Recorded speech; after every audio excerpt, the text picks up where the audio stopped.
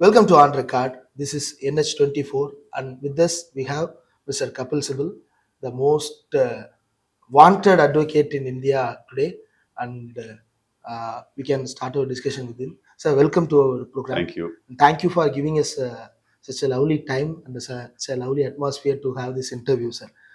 Recently, in the Wire, Parakala Prabhakar wrote that unimaginable zeal to rescue the core values of our republic is being put by the civil society organizations. Mhm. How do you see that, sir? Because you have been associated with the civil society organization for a long time and you have represented them in the Supreme Court also. Being putting unimaginable zeal to rescue the core values of our republic. How do you see those words? Well, I don't know. I mean, I don't know whether the civil society, it may have the zeal, whether it has the wherewithal Okay. to uphold the core values of the republic, because the core values of the republic have been slowly decimated since 2014, Okay. and to such an extent that all the institutions that represent our republic have been captured by the political party in power, perhaps barring the judiciary.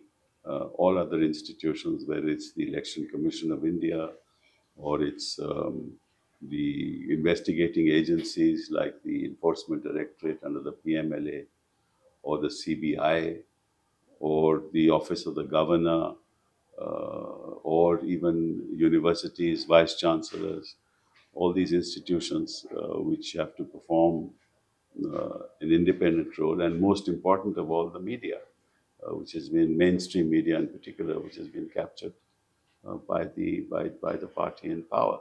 Now, how civil society can, through its zeal, bring about another turn of events which will restore the values of the republic is a big challenge. Okay. But whenever we criticize the ED or PMLA or the other agencies, the BJP people say that we do everything by law. The law is being enacted by the parliament and we are abiding the law. Nothing to do with the Ah, law. ah, You see, you can use the law and you can misuse the law, right? okay. So the law is there to be used, and the law is there also to be misused. Okay. So if once you say you abide by the law, then you'll have to then ascertain as to whether they are misusing that law or whether they are abiding by the law. Okay. Right? And what we see around is a misuse of the law, because the people against whom there were cases, they either withdraw those cases the moment those people join their party. This has happened in Maharashtra against many people against whom the Prime Minister made allegations were not part of the government in Maharashtra. So therefore, if you are actually using the ED in accordance with the law, then why should they be ministers in the government? These very people against whom we made allegations, and against whom there's no substantial evidence, as in the case of Kejriwal, it's a complete misuse, or in the case of Hemant Soren, it's a complete misuse of the law. So to say that we are abiding by the law is begging the question. Okay. The question is how are you using the law for your own political purposes, and that's been the history of this government since 2014. Recently, Amit Shah and Modi proclaiming themselves that they are the guardians of this constitution. Even Prime Minister Modi went to an extent that Baba Saheb Ambedkar, if he comes back, can't he even chant the constitution? He said like that. Suddenly, there is a change that we will save this constitution.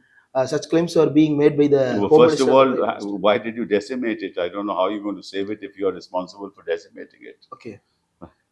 So that's my question, sir. If civil society, if those affiliated to this party, or those who are sympathetic to this party, attack and lynch people, false foist cases upon them, prosecute students under UAPA, prosecute academicians under UAPA, impose PMLA on those who are against whom they have no evidence. So is that restoration of democracy, or is it decimation of democracy? Okay. So therefore, please, they must explain as to what this means, because they have a different definition of democracy than us. Okay. And their definition of democracy is quite contrary to the values of our republic. Okay, but the people's anger, we cannot see the public anger in place.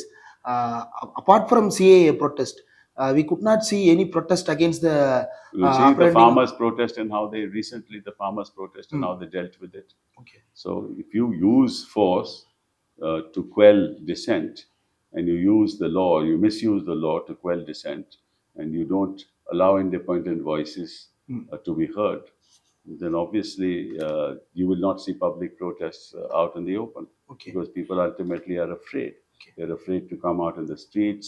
They're afraid to agitate. They're afraid to speak out. So how will you possibly protest? Okay. How do you see the right to protest?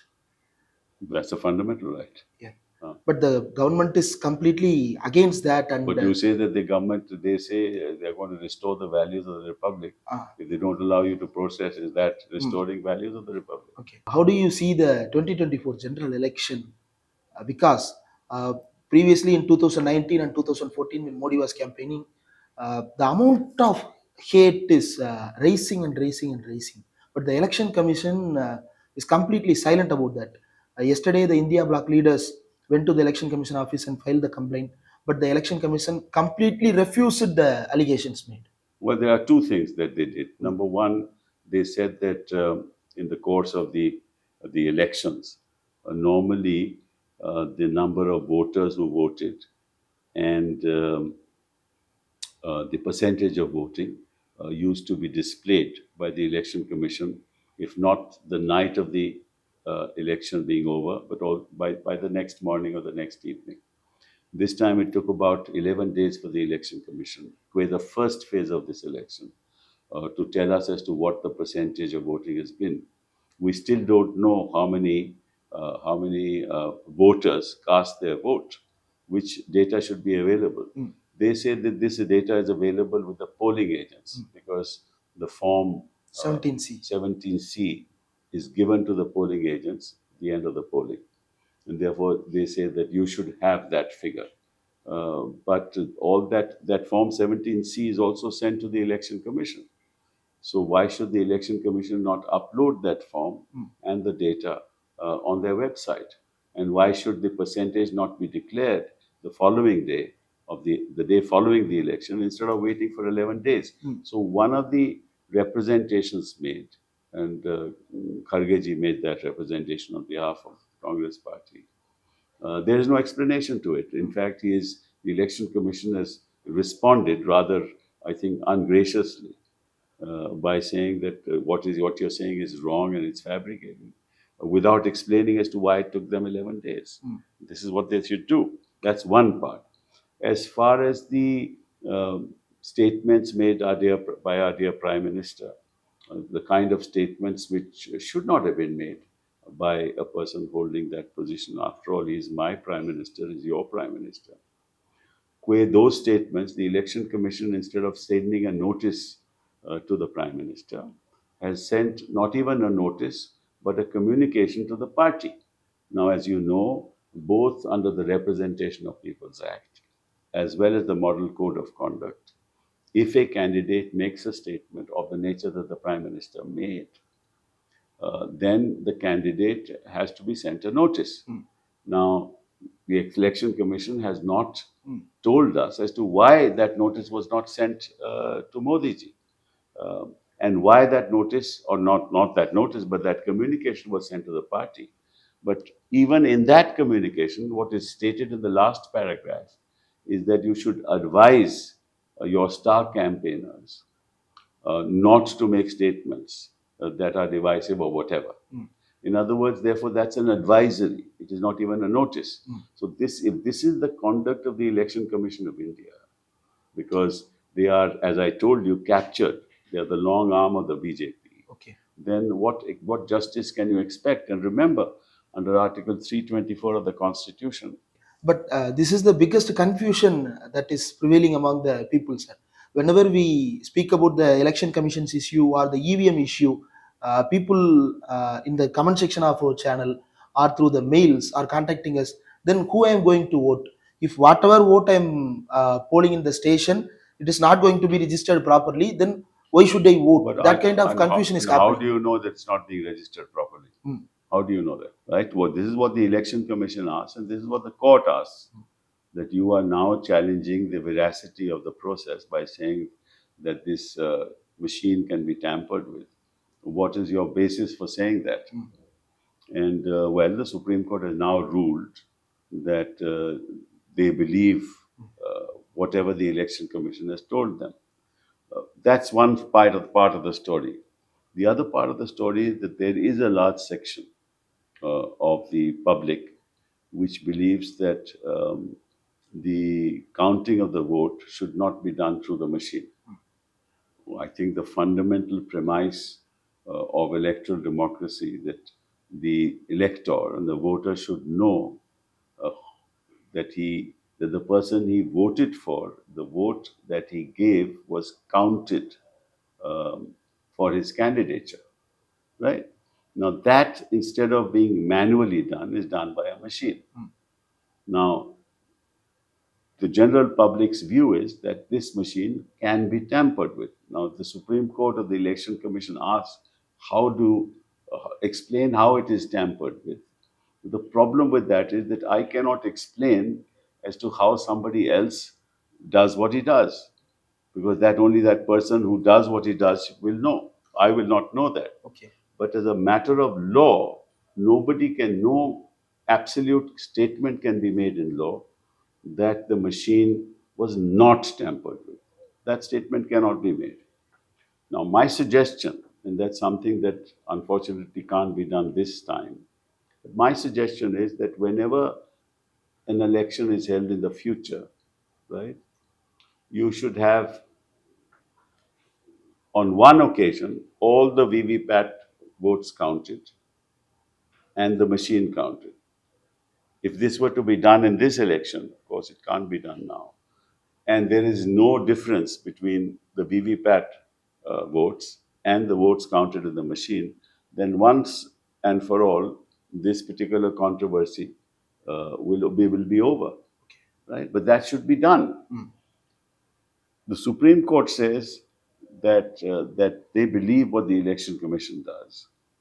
Well, that's fine. I mean, they believe it. The question is that there are several experts who have actually opined to the contrary, which counter affidavit was also before the Supreme Court. But the Supreme Court did not even advert to that counter affidavit.